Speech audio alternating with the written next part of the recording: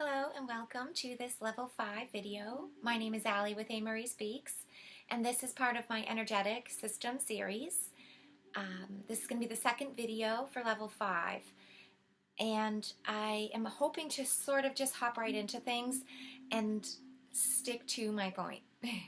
If you're not new here, then you could fully understand how difficult that's going to be for me, as I tend to get a little sidetracked and off topic every time. Here in level 5 for this video, I wanted, before I offer this typical 101 informational video where I'll have infographics, share my screen, and walk through these points in a really visual way, I wanted to sort of offer out a bit of key terms, phrases, and ideas for people just as a preliminary way to introduce these really nuanced ideas that I'm going to bring up. Now, the concepts that I'm going to talk about are really a conglomeration of so many different categories and topics across a great number of fields. I am working my best to create just a brief reference list of beginners' touch points for people that have been influential on the things that I'm going to talk about. A lot of the stuff I'm talking about is sort of personal downloaded information that I hear and work to translate myself, and then also as I'm doing research and learning in the real world, I'm seeing parallels, picking up commonalities, seeing things that I'm working to work through and understand in my own evolution of knowledge, seeing that in a different field or category with different authors or researchers, scientists, channelers, artists, people who are just even philosophers, just good thinkers. I really want to open up the floor in the room for all of us to get away from needing experts, to get away from looking for these sort of revered center Girl Scout badge-esque personalities that we look to sort of tagline to people and say, oh yeah, that one I know, and oh this, and oh if she believes in X, Y, and Z, then I can't listen to this. I'd really want to offer out sort of just across the spectrum a full variety of very different topics and different teachings so that we can pull commonalities. And also, I think when we see a variety of information, the distortions become more obvious to us as well. At least I know that from my own learning. And so I am already have maybe 25 references put together in a list, but I really want a few more just to fill out early points of what I've, have led me to what I'm going to be working to explain here in level 5, which is about the field or reality space around us. What is our reality? A bit. Just not trying to say I know for sure. I'm not trying, I don't believe anybody knows for sure. Half of the point is it's a mystery. It's a joke on us. It's the point of doing and being. There's not an answer to the, question here. It's a paradox, right? But what I want to offer forth is just some bits of creative anchor points to help you get out of a caged mentality and to really help broaden your mind so that you could think in a lot of different ways. And also assess and not accept and take into yourself as like, oh, I have to believe this, but just to be able to learn to assess things loosely. I found such value in that over the years. And also I have found such a strange, deep-rooted anchor into that, oh, is it something I agree with or not? Oh, is that a verified source or not? Oh, who did that come from? It's important for us to make these logical questions and to follow back. However, tying emotional importance to the attention and intention that you're receiving information is the issue, is what I want to get us away from. Especially before I talk about something that's, as loosely termed and as it's misunderstood and as nobody knows, as talking about what reality is, what it could potentially be, what we are here for. It's age-old concepts here that go across all these fields, like I've said already. And the types of fields I'm going to touch on, metaphysical field, the overall philosophies, these bigger concepts, larger structures, and talking about things like field theory, talking about universal theories of everything, bringing in all these different types of thinkers who have tried to talk about the theory of everything. Certainly not just like Einstein or anything like that, but also bringing in, and remembering, hearkening back to ancient times and talking about Neoplatonist type of philosophical teachers, and even talking, about Plato and Aristotle, and about Socrates and Pythagoras, and all of these really ancient sort of tag names that who's to know, but the point in it is the truth, because the truths never change,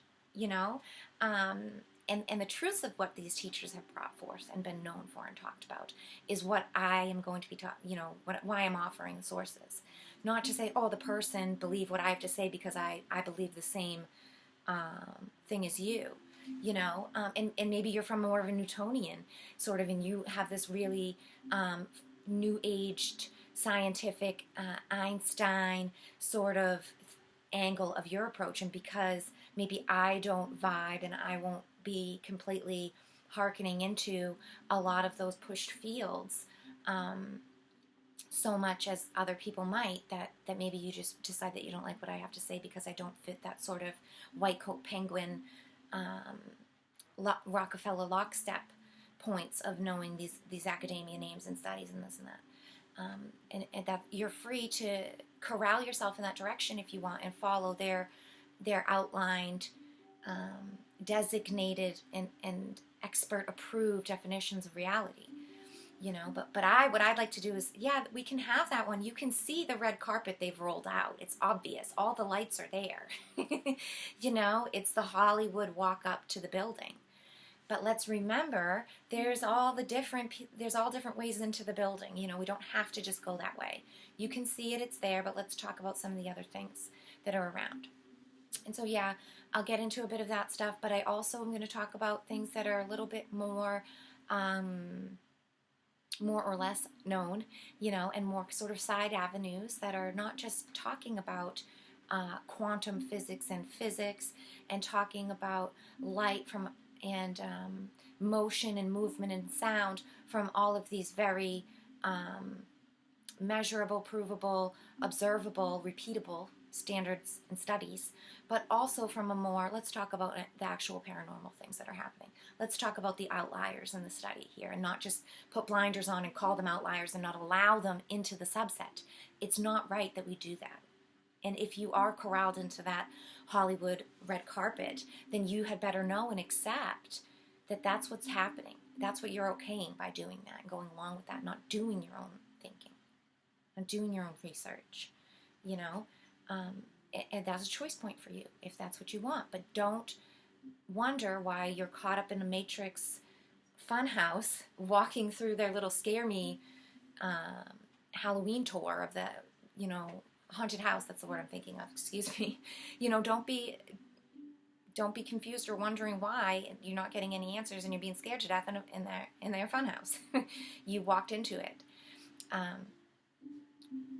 But here, let's talk about outliers. Let's talk about things that are more of the paranormal nature in science. Even we could talk about, and I'm going to bring forth, different things that have to do with different aspects of light and sound and speech and etymologies, and we can talk about esoteric, more conceptual, philosophical, energetic sort of implications of light and sound and motion, and bring in the ether and start to talk about what is infinite intelligence, what is intelligent design, what are these mechanisms of nature and organic life that are very observable, and yet unexplainable. And how can we use their truths that they're showing us to see what they're really saying, instead of putting labels on them and saying what they're saying for them, and then just teaching everybody what they're saying. Let's teach how to observe so that people can hear it for themselves. And that's another reason why I'm going to offer that reference list. And I love when others offer, resources, because I love to hear it from the horse's mouth. Yeah, I love iterations. I love to hear personal perspectives and your takes on things, what people find. And I love to talk about my own nuances of information as well. But there is such worth in going back to the source and to hearing the exact way that they spoke it or wrote it, and taking that information for yourself. And that's another big thing that I want to impress upon people, and we can work to explore about this, is being able to discern between what kind of information, knowledge, and wisdom is available to you and is actually a part of your inner and direct world, and those other things that are part of the external, that are not really in your direct world. And what that means, and also when things are presented in the external world, how we interact with them, whether we choose to bring them down into our world or not, and why. And what exactly is that external world, right? Now, I talked a little bit about the sort of lenses that I'm talking, the 3 views, I'm not sure which level, but within, talking about the inner core and our toroidal, because this is, we're going to always be hearkening back to the same logical way to look at things and to dissect and break down what's happening.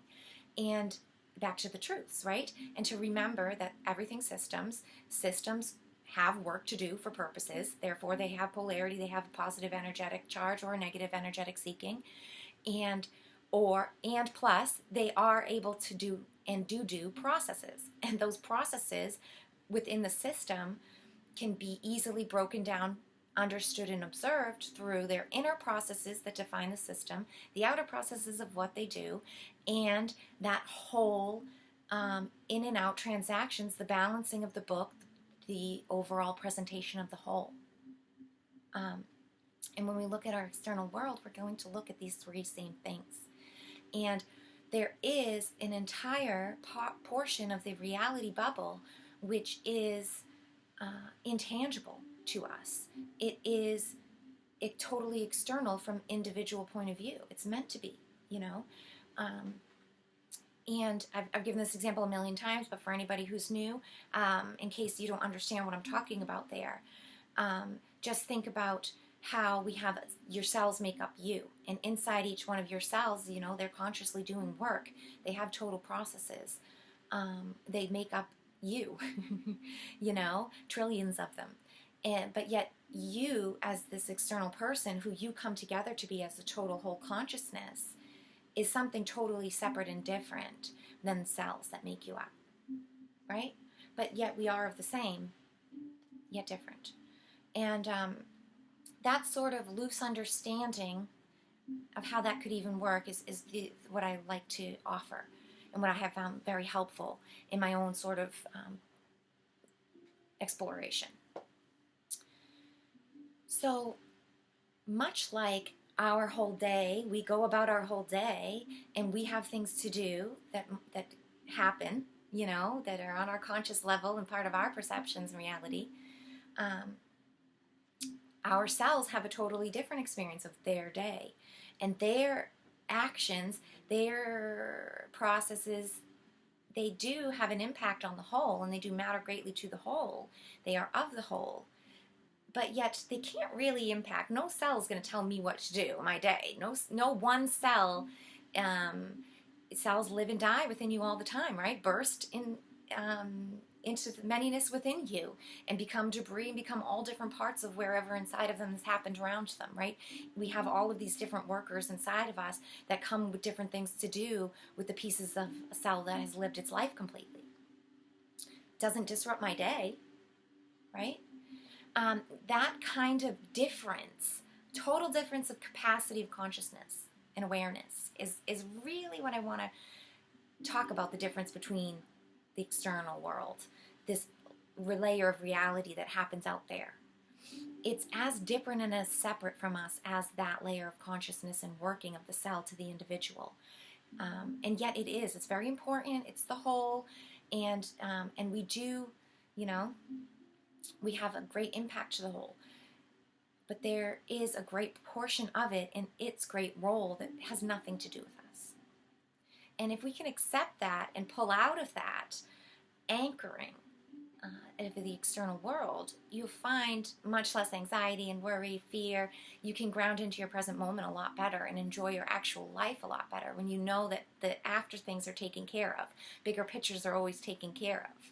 There's larger consciousness at a larger layer outside the octave that is, doing something, and something that is aligned positively, something that is, inspired by creator consciousness here. And so it's a difficult concept to start to grasp about external reality and what's out there and how it takes place without us and what that even means.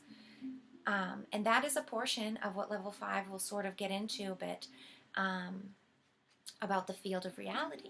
But the real thing that I'd want to break up and talk about within, and why I've sort of inserted it into this energetic system series right at this point, after we talked about external service and the external torrido around us, right, is to really talk about our direct world and how we directly do and what's happening when we're interacting with others and what's happening in these direct world reality bubbles of consciousness that we're going into and that we are a part of. And I think that's where we can really sort of exercise our muscles and get real work in knowing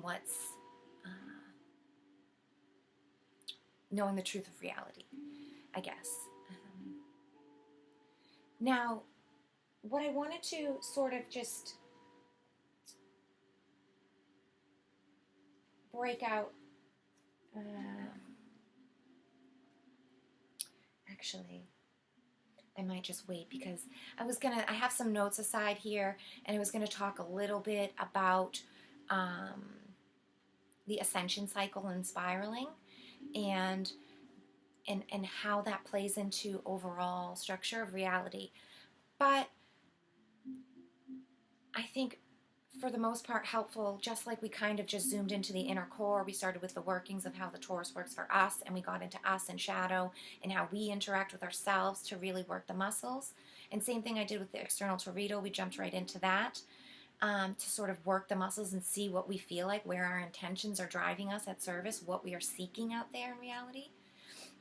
I think maybe I'll just dive right into the reality around us and the quality of it before we talk about the bigger picture, and also before I circle back and get into the spirit and the third portion of a torrido, which I didn't actually have a full level on yet. I did that specifically for reasons of exercising the spiritual muscles before we even get into it, especially here, because this is supposed to be sort of, for people who are new to these concepts and for people who maybe have been or still are chaining up that spirit layer of the self, because the negative overlay out there, the matrix, entire brainwashing manipulation thing that we've all been a part of for so long, the initial first slave and section and layer of us that they chain up and really work to crush and quiet down is the spirit. And with most of us, it's really the hardest place to unlock and the last one to come alive, really. And there's nothing wrong with this. It's beautiful, and it's super helpful to get into the body first, the physicality, and then to work out the mind kinks, the electric impulse, firings, and get yourself not reactionary, but responding and being able to get in a place of the observer of the body before you even start to worry or gauge morality, judgment, these more ethical, spiritual, intangible things. And that's really why I created the whole leveling in this way so far, and why I kind of have left the Taurus and the system, and now just to talk quickly about the field here in level 5. Because when we talk about the torrido in our external service, we're getting to know and seeing the consequences and reverberations of our work, of our energy, of our thoughts. Things start to shift in your reality when you do good work for your energy systems, and when you start to correct, some distortions, and you start to really honestly seek what you want, you'll see the confirmation in your own world. Those synchronicities, those personal unlockings that come to you, they're undeniable. And to hear and feel those, get a feel for those, was my initial intention with just introducing the Taurus and having people get this idea of being a system and the levels of consciousness that you're made of. And so now, when we have this sort of full awareness and you start to see, oh, I do impact the world around me. Oh, wow, the universe is answering me. There is a repercussion. There is a law of attraction. There is an echoing happening. I think it's a great time to bring in the more tangible versions of that, where we interact with actual others, where we're going and being a part of, say, something that's already organized, a system out there, a business, or whatever it is, shopping, or interacting with the industry out there that's already made, right? We can now understand and see how there can and must be the same three layers, mind, body, and spirit, within all of that out there. And what that means, and opening up space for that when we look out there and when we interact out there.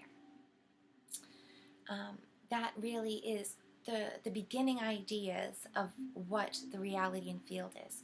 Remembering that just like we are multidimensional, and just like we took a lot of time diving into these beautiful layers of us, there are those same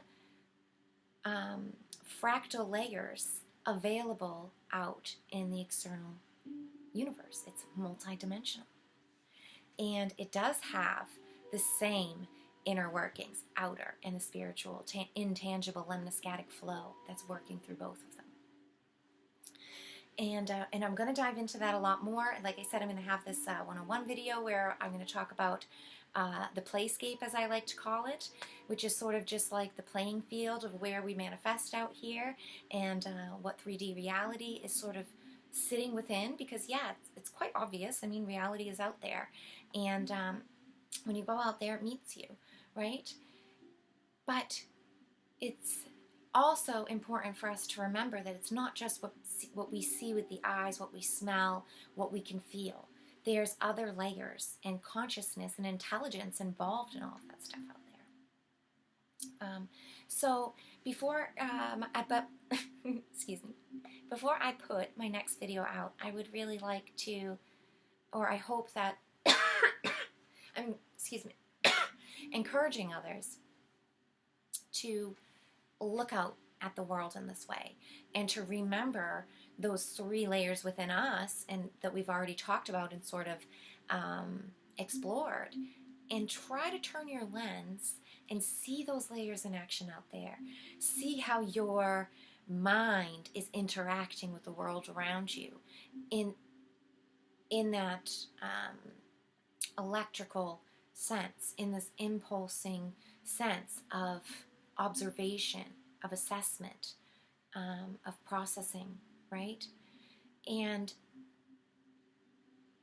see what nuances that you pick up.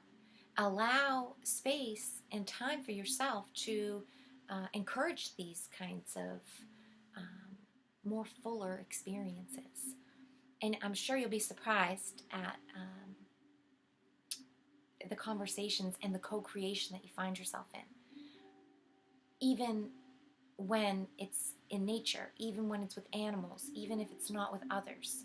But when you can do this with others, when you can start in your direct life to remember and respect that everyone in your direct life is a whole torrido system just like you are, and start to just observe and sense them in a respectful way, not in an infringing, controlling way, not in a critical, you need to change X, Y, and Z, or I see this about you, your service to self, oh, you're incorrect.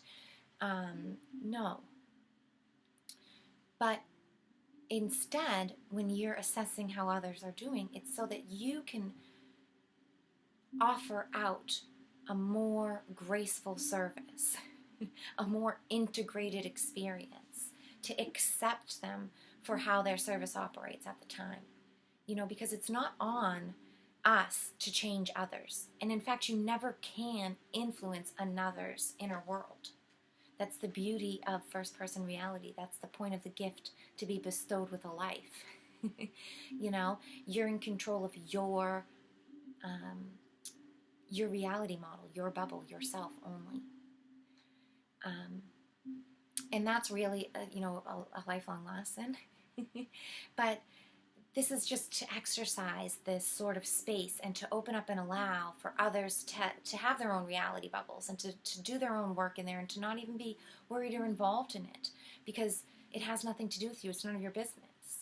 And in fact, all your business and all your time can fully be taken up with anything and everything your own systems have to do and are doing.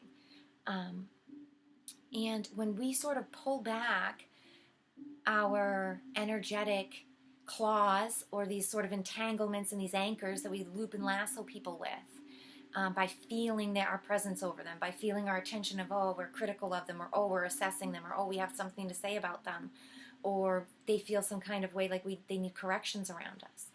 When we sort of pull out of that and just offer acceptance in the energetic field and in the mind-spirit systems, the language speaks out for itself.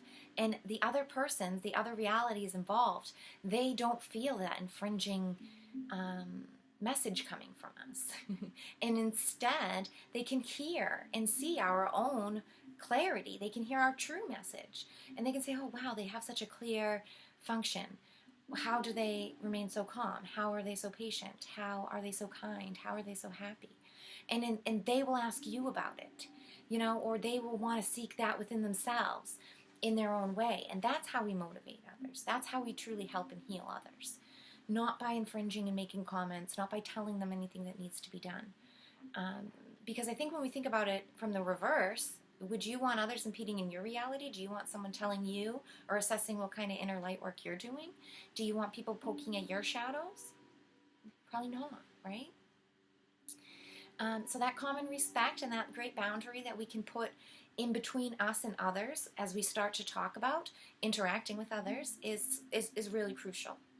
Because sometimes we can get so wrapped up in, as soon as we start talking about interactions with others, it can get into them and into their things. And then we start talking about the sort of thems out there, the sheeple, people who are service to self, or we start getting wrapped up in the archons, or we start getting wrapped up in isms and boxes and labels of those people who think in a certain way and why it's wrong.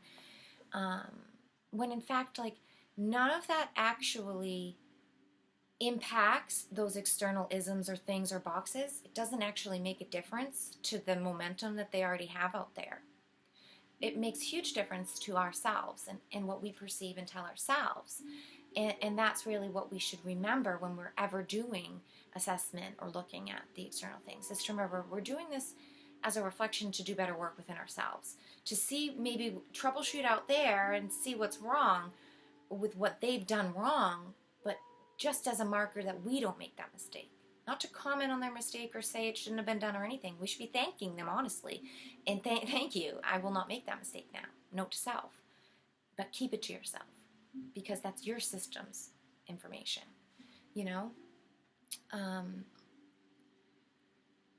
So yeah, this video has gone a little longer than I wanted to. I'm going to cut it here, wrap it up. But I really feel like I have to reiterate how important it is for us to, even though we are going to be, and I am going to be talking about the external reflective a lot, I'm going to be talking about external reality bubbles that we can get into and offer service in, we become part of, offer up our light and love into, and what that means in transactions that we're involved with others out there. But the important part to remember, what I want to underline here, is that all of those things are in the direct world, and they're in this outer circle. But our inner circle, your inner world, is why we do the work. It's what everything comes back to. It's where always point A, always the balancing center will be bringing it all back into you, into your system and what it means to you, your evolution, your ascension, your conscious awareness. Like I like to always say, like bringing in the data input into the spectrum, and just allowing it to fall where it does on your inner spectrum and taking it in just like all others, just gathering data. Not allowing biases, personal opinions, likes and dislikes about things to get stored around the information when you put it away, but just to take in the information. And then later on, we will look at, engage, and assess. And then after that is when morality comes. After that is when judgment comes. After that, we can choose, engage, good or bad, right or wrong. What decisions do we make? But yeah, I think I'm going to leave it there for now. Thank you so much for listening to this. A bit of a ramble, I know. Super grateful for anyone who stuck with me and listened to me for half an hour. As we go through the sort of external reality and explaining these difficult, vague concepts that are just, really, they're just ideas thrown out there because just what ifs. Nobody ever can even say for sure, So that's why I find it difficult to tack and nail down things. But thank you so much for listening, sort of airing out the space before we get into the more educational knowledge bits. I thank you for your time and your beautiful contribution to our collective.